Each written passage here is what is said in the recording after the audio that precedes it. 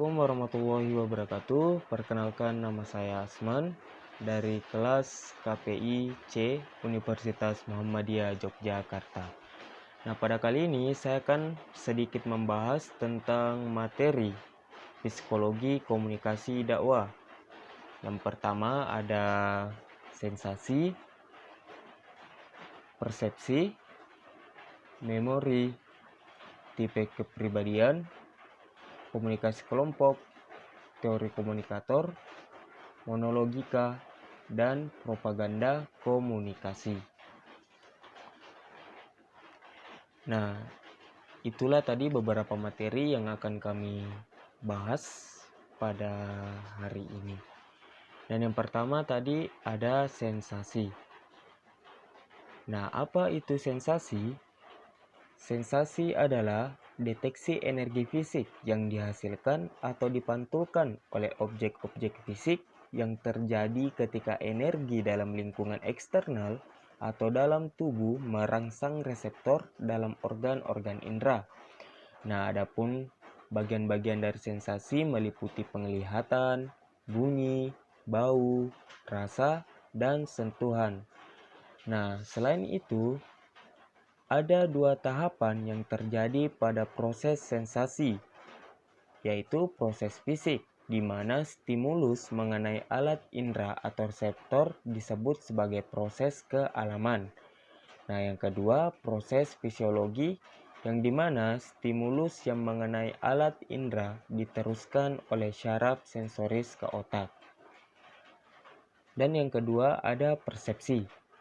Nah, persepsi adalah tindakan menyusun, mengenali, dan menafsirkan informasi sensoris guna memberikan gambaran dan pemahaman tentang lingkungan.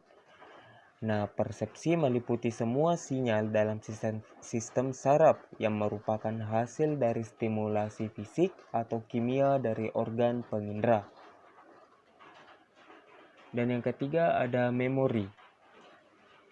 Ingatan atau memori adalah sebuah fungsi dari kognisi yang melibatkan otak dalam pengambilan informasi. Nah, dalam hal mengingat, ada beberapa proses atau tahapan yang harus dilalui oleh seseorang untuk ingatan ini. Yang pertama itu memasukkan kesan, kedua menyimpan kesan, dan yang ketiga mengeluarkan kembali kesan tersebut. Nah, selanjutnya tipe kepribadian. Nah, tipe kepribadian ini terbagi atas 4. Yang pertama yaitu sanguinis, adalah orang dengan tipe kepribadian sanguinis cenderung hidup optimis, ringan, dan riang. Tipe ini juga menyukai petualangan dan memiliki toleransi tinggi akan resiko. Selanjutnya ada flegmatis, yaitu seseorang dengan kepribadian flegmatis biasanya adalah orang-orang yang cinta damai. Selanjutnya ada koleris. Nah, seseorang dengan kepribadian koleris biasanya orang yang sangat berorientasi pada tujuan. Dan yang terakhir ada melankolis, adalah orang-orang dengan kepribadian melankolis menyukai tradisi. Misalnya wanita memasak untuk laki-laki atau laki-laki membuka pintu bagi wanita. Dan materi selanjutnya ada komunikasi kelompok.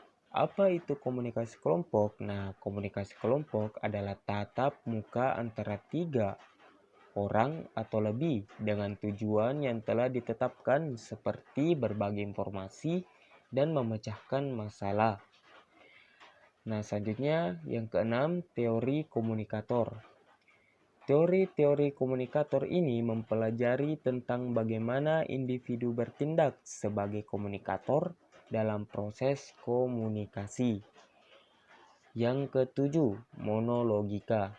Nah, monologika adalah ilmu tentang seni berbicara secara monolog. Dalam monologika, hanya satu orang yang berbicara kepada seorang lain atau kepada sekelompok orang.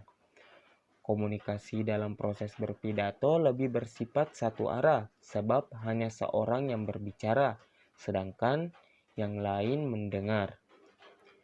Dan yang terakhir ada propaganda komunikasi. Nah, propaganda dari bahasa Latin modern yaitu propagare, yang berarti mengembangkan atau memekarkan, adalah rangkaian pesan yang bertujuan untuk mempengaruhi pendapat dan kelakuan masyarakat atau sekelompok orang. Nah, propaganda tidak menyampaikan informasi secara objektif, tetapi memberikan informasi yang dirancang untuk mempengaruhi pihak yang mendengar atau melihatnya.